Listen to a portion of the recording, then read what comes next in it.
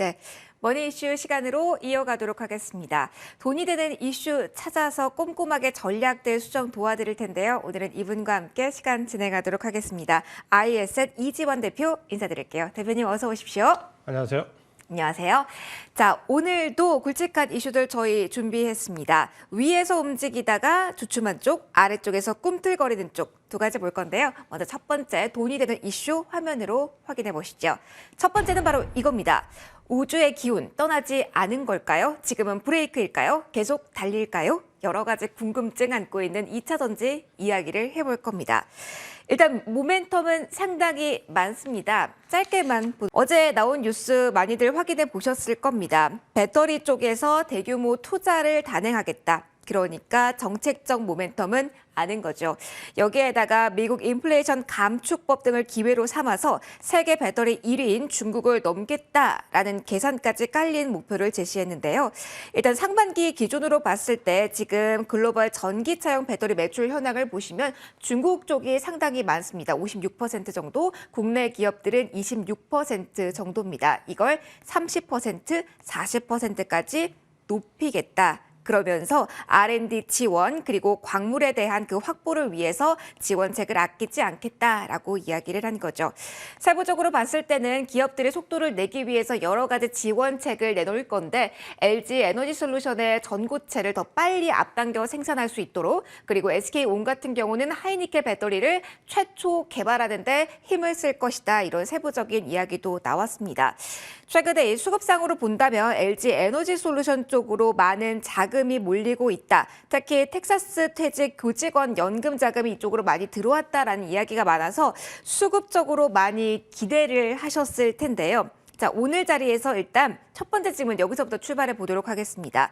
LG 에너지솔루션 빨간불은 유지되고 있지만 삼성 SDI 같은 경우는 현재 5%대 하락입니다. 전반적으로 큰 틀에서 본다고 했을 때 정책적 기대감 이슈 있습니다. 수급에 대한 이야기 계속 나오고 있습니다. 그런데 오늘 장을 조금 불안합니다. 아직까지 대표님 2차 전지 큰 틀에서의 모멘텀은 남아있다. 이렇게 봐도 되는 건지 궁금합니다. 어떤 의견 주실까요? 일단 이제 2차 전지는 그 모멘텀은 지금 살아 있습니다. 살아 있고 오늘 이제 그 배터리 관련되어 있는 민간이 이제 얼라이언스 동맹이 이제 구축됐다라는 내용이 나왔는데 전반적으로 한 50조 원 정도를 투입해서 그동안 민간 기업 위주에서 정부가 이제 정책적으로 지원을 하겠다라는 부분이고 이 부분을 보면 그게 이제 한 세 가지 정도 나옵니다. 특히 최근에 리튬 가격이 폭등을 하면서 상당히 그 가격 압박을 많이 받았는데 이런 부분에서 원료 구입을 좀 다변화하는데 정부가 적극적으로 나서겠다라는 부분이 첫 번째고 두 번째는 우리가 지금 현재 2차 전지에서 좀 일본과 함께 특화를 좀 가지고 있는 삼원계 배터리 이 부분을 좀 고도화해서 한 번 주행으로 한 800km 정도까지 갈 수 있는 배터리 고도화 작업을 시행하겠다. 라는 거고 마지막으로는 이제 알고 계신 것처럼 전고체 배터리에 대해서 2026년 정도에는 상용화를 시킬 수 있도록 기술 개발을 하겠다라는 부분이 오늘 나왔습니다. 그러니까 정책적인 부분 이제 지원을 받는다라는 것은 상당히 좋은데 오늘 이제 왜 이렇게 내려가느냐라는 부분을 좀 본다면 오늘은 이제 좀 특수한 상황으로 이해를 하시는 게 좀 좋을 것 같습니다. 어제 오늘 이틀간의 주가의 흐름을 본다면 그동안 낙폭이 굉장히 컸던 뭐 화장품이나 화학이나 굉장히 낙폭이 컸던 종목들이 어제 오늘 급등을 하고 반면에 그동안 상승은 어려운 시장에서 그 주가를 어느 정도 끌어왔던 뭐 2차 전지나 반도체 일부 같은 경우는 차익 매물이 상당히 많이 나옵니다. 그러니까 이런 부분이 왜 그러냐면 결국에 이제 오늘 그 FOMC를 앞두고 결과에 대한 이제 예측성이 불확실하기 때문에 경계성 매물이 나온다 이렇게 봐야 되고 이 경계성 매물은 그동안 상승이 가장 컸던 2차 전지에서 일부 이제 차익 매물이 나오는 거고 반대로 그동안 낙폭이 굉장히 컸던 종목에서는 공유도 한매가 들어옵니다. 그러니까 서로 매도한 쪽과 매수한 쪽이 불안감을 느끼기 때문에 경계성 매물이 출혈되기 때문에 그동안 상승했던 종목은 오늘 하락을 하고 어제 오늘 그동안 하락이 깊었던 종목은 반대로 뭐 네이버나 카카오도 마찬가지고 일부 이제 석유 학계통도 마찬가지지만 상당히 업황이 안 좋았던 쪽은 어제 오늘 상승을 합니다. 그럼 이제 우리가 이걸 판단했을 때 이거는 일단 일시적인 수급에 의해서 FMC를 앞두고 경계성 매물이다. 그렇기 때문에 그 주도주와 비주도 판단하기는 좀 미루고 수급이 좀 꼬여 있다. 이렇게 좀 보시면 될 것 같고요. 지금 현재 2차전지에서 그 시세의 그 움직임은 아직까지는 살아있고 내년 1분기까지는 이런 시세가 좀 연속될 가능성이 좀 크다. 이렇게 보시면 될 것 같습니다.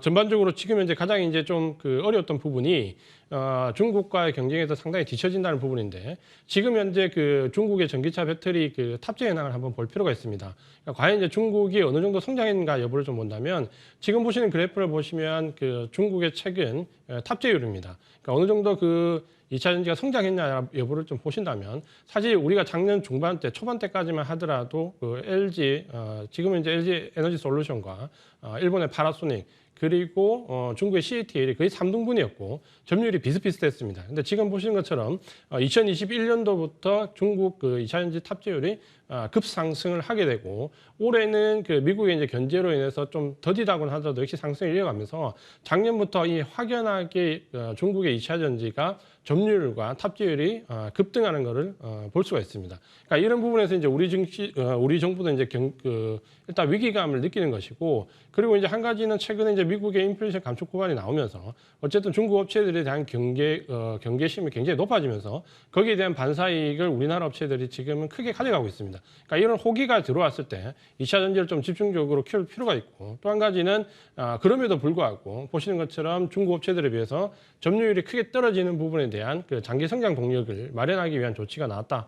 이렇게 보시면 될 것 같고 그런 면에서는 지금 현재 2차 전지는 당장은 그 단기 모멘텀으로 미국의 인플레이션 감축 법안의 혜택을 크게 받고 있기 때문에 지금은 내년 한 1분기에 혹은 좀 길게 보면 상반기까지는 이러한 특혜가 좀 이어질 수 있다라는 관점으로 지금 아마 이제 오늘 FMC를 앞두고 일부 차익 매물이 나오더라도 제가 볼 때는 이 부분은 아마 이제 눌림목으로 좀 활용해서 충분히 추가 공략을 할 수 있는 상황이다.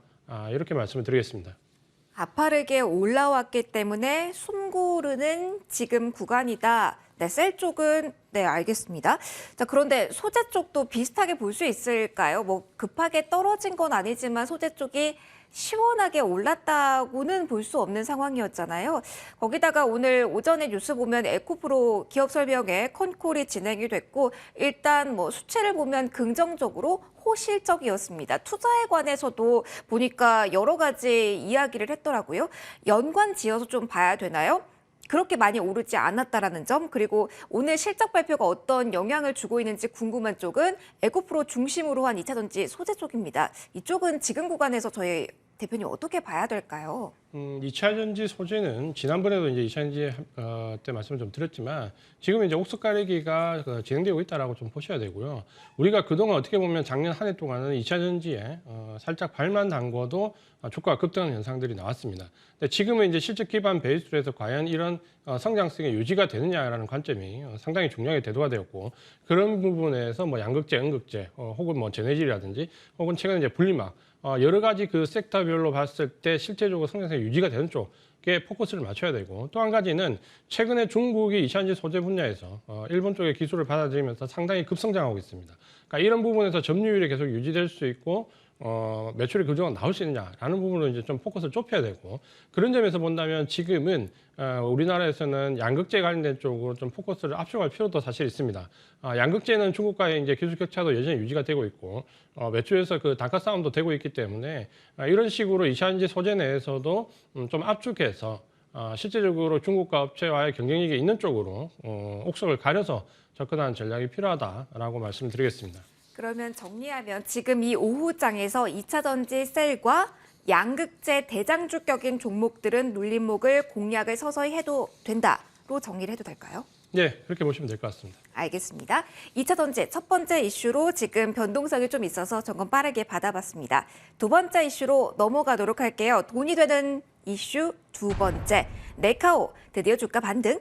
저가 매수 따라가도 될까? 여러 번 이야기를 했지만 항상 기대감을 안고 그러나 실망감을 안겨주고 이게 계속 반복되는 쪽이 네카오 쪽인 것 같은데요. 지금 이 시각에 시총 상위주 가운데 그래도 가장 단단한 상승폭을 보이고 있는 쪽은 네이버, 카카오, 이른바 네카오입니다. 지난달 보면은 개인들이 계속 러브콜을 보내고 있는 쪽은 네이버, 카카오 그룹주로 확인이 됐습니다. 특히 네이버 쪽에서의 매수 규모가 상당하죠. 하지만 연초 이후 등락률을 보면은 한숨만 나옵니다. 반토막 그 이상이 난 상태가 지금 연이어서 이어지고 있는데요. 매물대의 벽이 너무 단단하기 때문에 그리고 모멘텀도 부재하기 때문에 많이 희망 섞인 메시지를 지금 받아들이긴 힘들겠지만 그래도 좀 찾아보려고 저희 노력을 좀 해봤거든요. 일단 모멘텀이 부재하다라는 건 증권가에서 여러 나오고 있는 그리고 신규 사업 확장 시에서는 의미 있는 주가 랠리가 나타났는데 지금은 매크로 상황이 좋지 않다라는 점도 걸림돌 중에 하나로 언급이 되고 있습니다. 영업 이익률도 큰 변화는 없을 것이다. 시장을 놀라킬 것은 힘들 것이다라는 이야기가 나오고 있는 상황인데요. 카카오가 3일 그리고 네이버도 7일 실적 발표 앞두고 있습니다. 바로 질문을 드리도록 할게요. 오늘 추세적인 반등이 나와야지만 좀 웃을 수 있겠지만 그래도 살짝은 기대감을 가질 수 있는 구석이 있는지 궁금해요. 특히 오늘 카카오 계열사 발표와 좀 연관 지어서 볼 수 있을까요? 좀 모아 보다 보면 내일 발표되는 카카오 실적에 살짝 기대를 거시는 분들도 계실 것 같은데 지금 상황 어떻게 보실까요? 네이버 카카오는 상당히 이제 좋은 우리 개인 투자자분들이 워낙 많이 투자를 하셨기 때문에 항상 긍정적인 마인드로 좀 말씀을 드리고 싶은데 객관적으로 상당히 좋은 말씀을 드리기가 어렵다는 점을 먼저 이제 말씀 좀 드리고요. 최근에 이제 미국의 실적 시즌 발표를 보면 나스닥이 중간중간 이제 급락이 왔을 때 그 급락을 이끌었던 섹터를 보면 구글, 페이스북 주로 이제 이런 섹터들인데 커뮤니케이션 관련된 종목들이고 팬데믹 때 실적이 전성기로 나온 종목입니다. 이 종목들은 이제 우리나라 증시에서 대입해 본다면 이제 바로 이제 네이버나 카카오로 대변할 수 있는데 최근에 이제 지난주 이번 주 미국 실적 발표에서도 상당히 안 좋은 모습을 보였습니다. 그러니까 일단은 이 전체적인 섹터에 대한 외국인들 시각이 좋지 않을 수밖에 없다라는 부분을 먼저 말씀을 드리고요. 그다음에 이제 내부적으로 본다면 네이버 같은 경우는 최근에 이제 인수했던 포시마크 우리나라 이제 당근과 같은 업체인데 여기에 대한 이제 우려감이 상당히 있습니다. 최근에 이제 경제 사이클로 본다면 팬데믹 때 이미 이제 실적 전성기가 나왔던 종목 섹터군을 다시 추가로 인수를 해서 외형을 확장하는 것에 대한 경제 사이클과 지금 현재 맞냐라는 부분에 논란이 계속되고 있기 때문에 네이버는 이제 여기에 대한 모멘텀 보장이 분명히 있고요. 카카오 같은 경우는 알고 계시겠지만 자회사들이 대부분 다 상장을 시키면서 상당히 펀더멘탈의 주주가치 훼손을 필요로 해서 부각이 좀 많이 되었습니다. 그러니까 외부적인 환경도 지금 현재 좋지가 않고 내부적인 모멘텀도 좋지가 않기 때문에 상당히 이제 어려운 상황이 있습니다. 다만 이제 주가 반등이 나오는데 이걸 이제 좀 긍정적으로 말씀을 드려야 되는데 제가 소대 말씀드린 것처럼 최근에 어제 오늘 지난주 후반부터는 상승했던 종목들이 하락이 나오고 눌림목이 나오고 하락했던 종목들이 상승이 나오는데 이 상승이 이제 대부분 공매도 환매에 기댄 부분이고 이 공매도를 했던 쪽에서 FMC를 앞두고 변동성이 확대될 것을 우려했기 때문에 어떻게 보면 거꾸로 이제 경계성 모임물이 나온 겁니다. 그래서 공매도 환매가 나오면서 상승이 나오기 때문에 아직까지는 이런 부분을 가지고 추세적 상승이다라고 얘기하기는 힘듭니다. 다만 이제 카카오가 이제 자회사들의 실적이 나오면서 단기 모멘텀을 좀 받는 모습이기 때문에 내일 이제 카카오 실적이 어떻게 되느냐에 따라서 단기 모멘텀은 형성될 수 있겠지만 이게 지금 현재 중기 장기 추세적으로 상승하기는 힘들기 때문에 그런 부분들을 조금 감안한다면 만약 이제 실적이 잘 나와서 상승폭이 좀 나온다면 비중을 조금 줄이는 기회로 삼으시는 게 좋을 것 같습니다. 네. 탄력성을 가져갈 수 있을까요? 라는 질문이 아니라 그럼 이렇게 보면 어떨까요? 카카오와 네이버 대표님, 그래도 지금 어느 정도 하방 경직성은 확보가 된 상태인지 바닥권을 만들어 가고 있는 것인지는 궁금합니다. 그 부분에 대해서는 조금은 긍정적으로 볼 수 있을까요?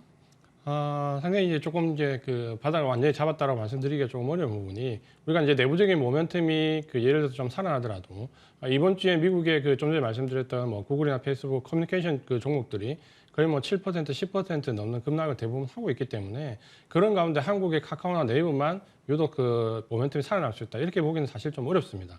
결국 이제 외국의 수급이 어느 정도 다시 공매도에서 중립, 다시 매집으로 들어와야 되는데 이런 과정들을 좀 본다면 우리 증시 내부에서도 마찬가지지만 팬데믹 때 실적이 전성기에 나왔던 커뮤니케이션 관련된 종목들은 업황 전체가 돌아서기까지는 시간이 좀 걸리기 때문에 이 부분을 안타깝지만 좀 감안을 하셔서 투자 포인트를 좀 삼으시면 될 것 같습니다. 알겠습니다. 그러면은 외국인의 매물이 들어오는지를 확인하고 그래도 전략을 다시 한번 고민해야 될 시점이라고 제가 조언이 들리는데 굳이 그래도 조금 더 관심 있게 노려볼 쪽을 본다면 많이 이 질문 받으셨겠지만 계열사가 많은 카카오 아니면 네이버 어느 쪽을 그래도 저희 관심권역에 둘만 할까요? 펀더멘탈로 본다면 네이버가 상당히 앞서 있다라고 좀 보셔야 되고요. 이유는 우리가 카카오의 이전에 그 작년에 굉장히 열광했던 이유는 플랫폼과 컨텐츠의 결합입니다.